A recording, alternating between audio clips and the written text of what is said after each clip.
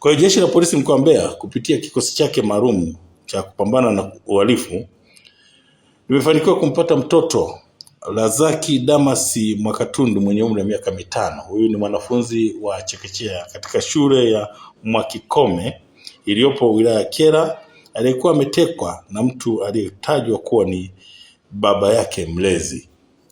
Ni kwamba Juni 1 mwaka 2026 katika maeneo ya kata ya Katumba Songwe wilayani Kyela mkoa wa Mbeya, mtoto huyu akiwa anacheza nyumbani kwao na watoto wenzake, alifika baba mlezi na kumchukua na kuondoka naye na kwenda kusikojulikana, huku akishinikiza kurudishiwa kiasi cha fedha shilingi 550,000 alizotoa kama mahari kumwoa mama wa mtoto huyo. Kwa hiyo baada ya mama huyo kukataa kuolewa kwamba hicho kiasi sasa kisipokelewe, ndipo alipoamua kufanya ukatili huu. Kwa hiyo baada ya kutolewa taarifa katika kituo cha polisi na kesi kufunguliwa, ndipo msako mkali uliweza kufanyika, na mnamo tarehe 14 mwezi wa 6 mwaka 2026 mtoto huyu aliweza kupatikana akiwa hai, akiwa ametelekezwa katikati ya msitu wa hifadhi ya Kitulo uliopo mpakani mwa mkoa wa Njombe na Mbeya. Msako mkali unaendelea kumtafuta mtuhumiwa ambaye alimteka huyo mtoto na kisha kumtelekeza mtoto huyo, baada ya kubaini anafuatiliwa na askari wa Jeshi la Polisi. Lakini Jeshi la Polisi mkoa wa Mbeya linamshikilia mtu mmoja anaitwa Idi Hussein Robert. Huyu ni mkazi wa Kimara, Dar es Salaam. Huyu anashikiliwa kwa tuhuma za kusafirisha dawa za kulevya aina ya bangi yenye uzito wa kilo 30. Mtumiwa alikamatwa Juni 14 mwaka 2026 majira ya saa 1:30 za usiku huko katika kizuizi cha polisi checkpoint kilichopo eneo la Mafiga, kata ya Busare, tarafa ya Unyakyusa, wilayani Kyela.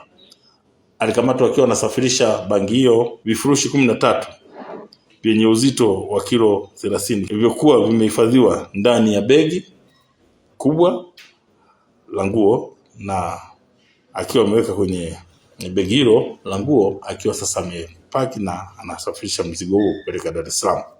Mtumiwa alikuwa akisafirisha dawa hizo katika basi lililokuwa likitokea Kyela kuelekea Dar es Salaam. Kwa hali hiyo sasa, uchunguzi wa awali umebaini kuwa mtumiwa ni msafirishaji na muuzaji wa dawa za kulevya. Kwa hiyo Jeshi la Polisi mkoa wa Mbeya linatoa wito kwa wazazi kutumia njia sahihi kutatua migogoro kwa njia ambazo zinafaa, badala ya kuhusisha watoto kwa kuwatendea ukatili kama huu ambao umejitokeza au uliofanyika kwa mtoto huyu ambaye ametekwa na kwenda kutelekezwa kwenye msitu mkubwa wa eneo hilo la Kitulo.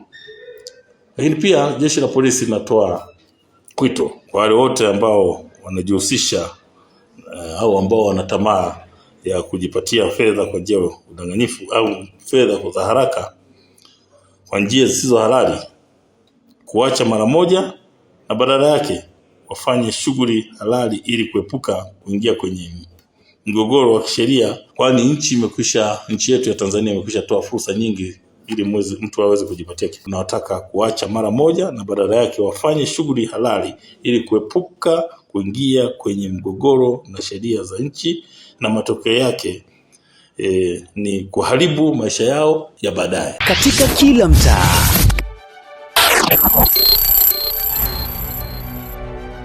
katika kila uwanja wa michezo, katika kila tukio linaloandika historia ya taifa letu, kuna simulizi linalosubiri kusikika. Kuna sauti inayotafuta kusikizwa.